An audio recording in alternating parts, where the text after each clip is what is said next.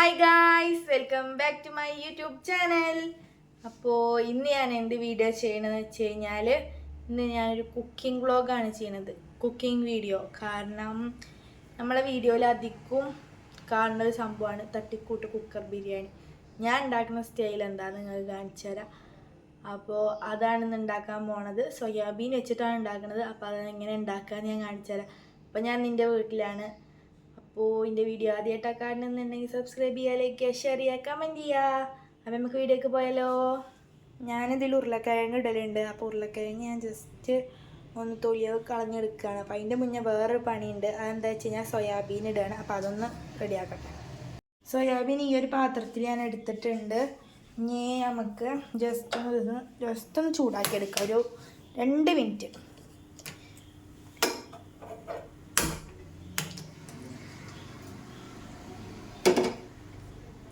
അപ്പോൾ ഇതൊന്ന് ജസ്റ്റ് ചൂടായി വരട്ടെ. അപ്പത്തിന് നമുക്ക് അരിയുടെ പരിപാടികളും ചതക്കണ പരിപാടികളും നോക്കാം.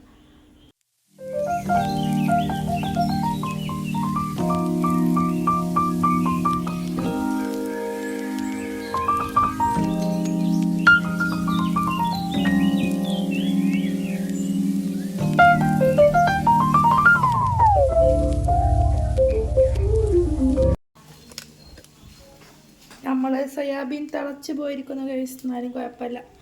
ഓഫ് ചെയ്തു. എന്നെ ശരിയാക്കും. നോക്കുകയാണി അടിയിൽ കൂടെയൊക്കെ പോയി. ഇത് കഴുകണം. ഇത്രയും ഉരുളക്കിഴങ്ങ് എന്തിനാന്ന് വിചാരിക്കും. പക്ഷേ ഉരുളക്കിഴങ്ങ് നല്ല ടേസ്റ്റാണ്.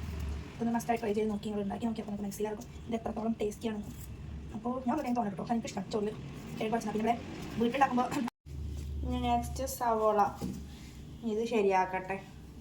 ഞാൻ ഇങ്ങനെ ആക്കിയിട്ടാണ് പിന്നെ അതിൻ്റെ തോട് പൊളിക്കുക. ചില ആൾക്കാർ ആദ്യം തോട് പൊളിച്ചിട്ടാണ് പിന്നെ ഇങ്ങനെ മുറിക്കൽ. പക്ഷെ ഞാൻ ആദ്യം ഇങ്ങനെയാണ് ചെയ്യൽ.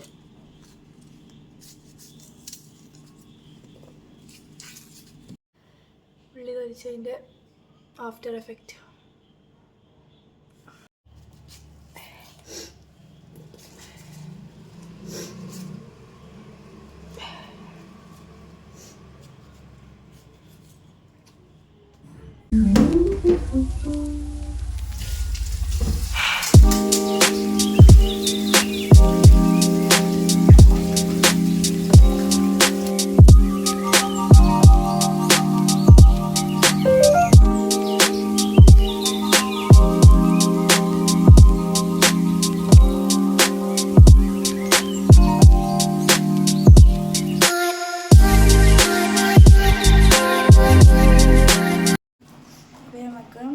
ചതക്കാനുള്ള സാധനങ്ങളൊന്ന് റെഡിയാക്കിയെടുക്കാം.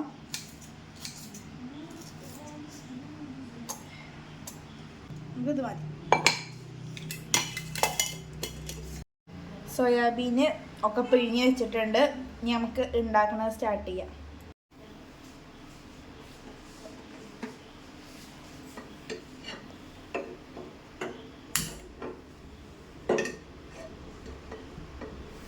നമുക്ക് ഏത് ഓയിൽ വേണമെങ്കിലും യൂസ് ചെയ്യാം. ഞാൻ അധികം പാം ഓയിലാണ് യൂസ് ചെയ്യൽ.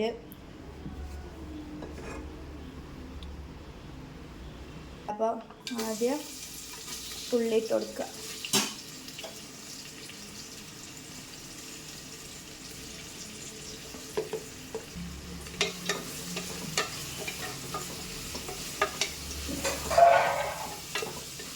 ഇത് അടച്ച് വെച്ചിട്ടൊന്ന് വേവിച്ച് നല്ല ഇതാക്കിയെടുക്കാം. അപ്പോൾ അത്യാവശ്യത്തിന് ഉള്ളി വാടിയിട്ടുണ്ട്. ഇനി നമുക്ക് അടുത്തത് നമുക്ക് തക്കാളി ഇട്ട് കൊടുക്കാം.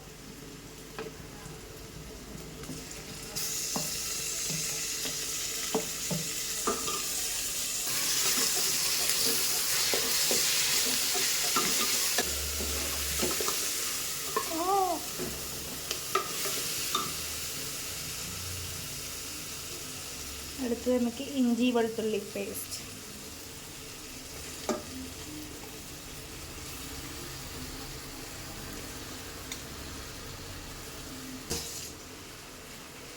സ്പൂൺ എടുക്കണമായിരുന്നു. ഒക്കെ സ്പൂണിലായി. സാരമില്ല.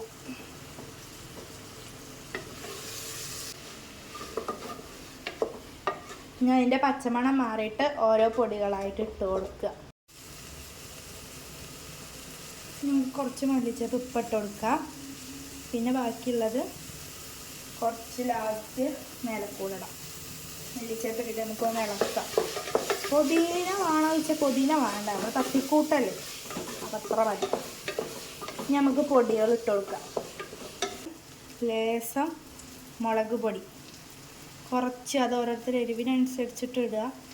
ഞാൻ മഞ്ഞൾപ്പൊടി, അതും നിങ്ങൾ എത്ര വെക്കണമെന്ന് വെച്ചാൽ അതിൻ്റെ പാകത്തിൽ. ഗരം മസാല ഒരു 1/2 സ്പൂണൊക്കെ മതിയാവും. അര അത് മതി. ഇനി പൊട്ട് മല്ലിപ്പൊടി, ഇത് വേണം നിർബന്ധമൊന്നുമില്ല, പക്ഷെ ഒരു പൊട്ട് ഞാൻ ഇട്ട് കൊടുക്കലുണ്ട്. നമുക്ക് ബാക്കി ഉപ്പ് ആവശ്യത്തിന് ഇട്ട് കൊടുക്കുക.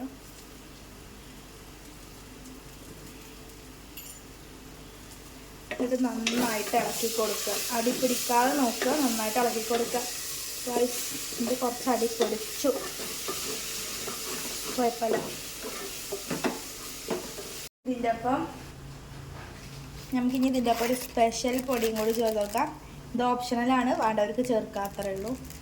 നമ്മളിതാ, ഇത് കപ്സ മസാലൻ്റെ പൊടിയാണ്, മന്തി മസാലയുടെ കപ്സ മസാലയുടെ ഏതെങ്കിലും പൊടി മതി. ഒരു ഫ്ലേവറിന് വേണ്ടിയിട്ടാണ് ഞാൻ ഇടയ്ക്ക് ചേർക്കലുണ്ട്. എപ്പോഴും ചേർക്കലൊന്നുമില്ല, അപ്പം ഇത് ചേർത്തിട്ടുള്ളതിലാണെങ്കിൽ കുറച്ചും കൂടി ടേസ്റ്റ് തോന്നാറുണ്ട്. ഇത് നാരങ്ങ നീരാണ്, തൈര് ഇല്ലാത്തത് കൊണ്ട് നാരങ്ങ നീര് ഒഴിച്ചു കൊടുക്കുന്നുണ്ട്. ഒരു പുളിക്ക് വേണ്ടിയിട്ടാണ്. ഇതും ജസ്റ്റ് ഒരു ഫ്ലേവറാണ്. ഇപ്പോൾ ഇതാ ഇങ്ങനെ ആയിട്ടുണ്ട്, നല്ല വാടി കിടിയുണ്ട്. അടി നോക്കണ്ട, അടി കുറച്ച് സെറ്റായിട്ടുണ്ട്, കുഴപ്പമില്ല. അപ്പം നല്ല മണം വരുന്നുണ്ട് ഇല്ല തന്നെ ഇല്ലേ. ഇനി നമ്മളെ മെയിൻ സംഭവങ്ങൾ ഇട്ട് കൊടുക്കാൻ പോകും. ഇട്ടതെന്ന് അറിയോ എടി? ചോറിടാൻ സ്ഥലമില്ല ഗൈസ്, കുക്കർ മാറ്റേണ്ടി വരുന്ന തോന്നണത്.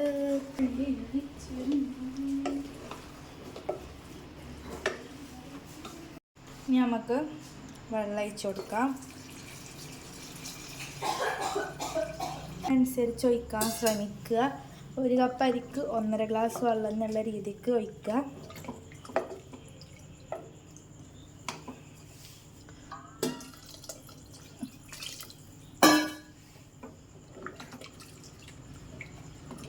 ഈ സമയത്ത് ഉപ്പ് നോക്കുക. ഉപ്പ് ഇനിയും വേണമെന്നുണ്ടെങ്കിൽ ഉപ്പിടുക. അപ്പം എനിക്ക് ഉപ്പ് വേണം തോന്നിയതുകൊണ്ട് ഞാൻ ഉപ്പിടുന്നുണ്ട്. ഇതൊന്ന് ചൂടായി വന്നതിന് ശേഷം നമുക്ക് അരി ഇട്ട് കൊടുക്കാം. ഇനി നമുക്ക് അരി ഇതാക്കി കൊടുക്കുക. ഇത് പൊടി അരിയാണ്. നമുക്ക് വേണമെങ്കിൽ വലിയ അരിയോ ബിരിയാണി അരിയോ ഏത് വേണമെങ്കിലും കൊടുക്കാം. അപ്പം ഞാൻ ഈ അരിയാണ് കൊടുക്കണം, ഇവിടെ അതുള്ളൂ. ഇനി നമുക്ക് അടച്ചു വെക്കാം. എന്നിട്ടായിട്ട് അത് കാണിച്ചു തരാം. തിന്നുമ്പോൾ ജസ്റ്റ് ഒരു മീഡിയം ഫ്ലെയിമാക്കി കൊടുക്കുക. ഇനി നമുക്ക് ചോറായിട്ട് കാണാം. അപ്പം നമ്മളെ ചോറായിട്ടുണ്ട്. ഞാൻ ഹോട്ട് ബോക്സൊക്കെ മാറ്റിയിട്ടുണ്ട്. ഇതാണ് നമ്മളെ ചോറ്.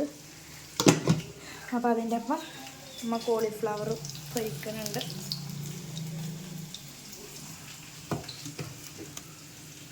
ഇനി അതിൻ്റെ ഒപ്പം നമ്മൾ സലാഡ് ഉണ്ടാക്കിയിട്ടുണ്ട്. തൈര് ചട്നി, തൈരില്ലാത്തതുകൊണ്ട് ഇങ്ങനെ ജസ്റ്റ് സുർക്കയിലുണ്ടാക്കി. ഇനി നമുക്ക് നമ്മളെ അച്ചാറുണ്ട്,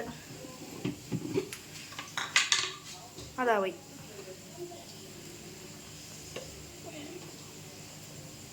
അപ്പോൾ ഇതാണ് നമ്മളെ ബിരിയാണി. അപ്പോൾ എല്ലാവരും ട്രൈ ചെയ്ത് നോക്കുക. അപ്പോൾ അത്രയേ ഉള്ളൂ ഇന്നത്തെ വീഡിയോ. Okay, by.